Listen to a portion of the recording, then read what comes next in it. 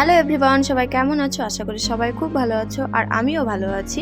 আর আমি আজকে সকালে ঘুম থেকে উঠে ফ্রেশ না হয়ে আগেই চলে গেছিলাম ফুল আনতে। তো এটা দেখতেই পাচ্ছ, আমি তুলছি অপরাজিতা ফুল, মানে নীলকণ্ঠ। এগুলো জোড়া জোড়া ফুলগুলো বেশ ভালো লাগে। তারপরে একটু আমি গোবিন্দজবা ফুলও তুলে নিলাম। ফুলগুলো তবে ফুটেছিল না, হালকা হালকা ফুটেছিল। আর বাড়িতে এসে আমি ব্রাশ করে ফ্রেশও হয়ে নিলাম। তবে আমি মুখে সেরকম একটা ক্রিম মাখি না, কোনো রকম কোনো মানে কিছুই আমি ইউজ করি না, ঠিক আছে। আর শীতের দিনে একটু করি কোল্ড ক্রিম, আর গরমের দিনে তো একদমই করি না, কারণ এত অয়েলি স্কিন আমার গরমে, আর শীতে এতটাই ড্রাই। আজকের দিনটা একটু ঠান্ডা আছে বলে একটুখানি ক্রিম মেখে নিলাম, দেখো অল্প একটু তাও মেখেছি। আর আমি কোনো সানস্ক্রিন ইউজ করি না, কোনো ক্রিম ইউজ করি না। আগে করতাম বাট এখন করি না। আর আজকে আমি আবারও করব পাস্তা, কারণ সেদিনকে যে পাস্তাটা বানিয়েছিলাম তার থেকে একটু থেকে গেছিলো। হ্যাঁ, এখনও কিন্তু আমি যে বানিয়েছি না, অল্প একটু এখনও আছে। আর আজকে আমি ভেবেছিলাম ম্যাগি দিয়ে পাস্তা বানাবো, তাই দেখো আমি ম্যাগি আর পাস্তা সেদ্ধ করে নিয়েছি। তবে পাস্তাটা একটু আগে সেদ্ধ করেছি, ম্যাগিটা একটু পরে দিয়েছি, কারণ ম্যাগিটা তো তাড়াতাড়ি সেদ্ধ হয়ে যায়।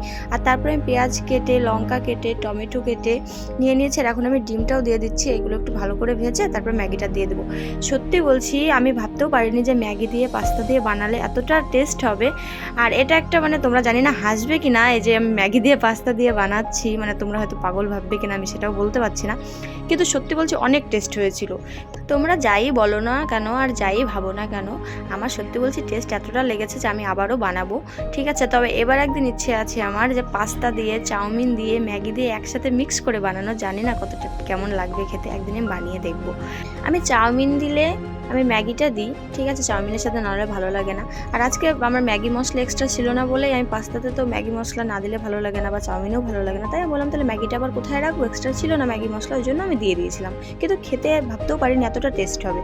তো আমি তো কথা না বলেই খেয়ে যাচ্ছিলাম, দেখো আমি কোনো রিয়াকশানও দিচ্ছিলাম না, কিছু না, এতটা টেস্ট হয়ে মানে ব্যাপারটা এমন হয়ে গেছে, রিয়াকশান পরে হবে, আগে তো খেয়ে নিই।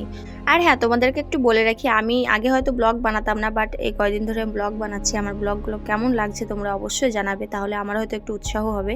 আর সোনামায়ের সাথে একটু দুষ্টামি করছিলাম দেখো এখানে। আর এখন হয়ে গেছে সন্ধ্যাবেলা, মা আমাকে একটু ছোলা ভেজে দিয়েছে।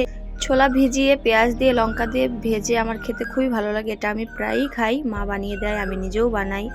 তবে সবাইকে বাই, সবাই সুস্থ থেকো, ভালো থেকো। আবারও পরের ভিডিওতে দেখাবে। এখন টাটা।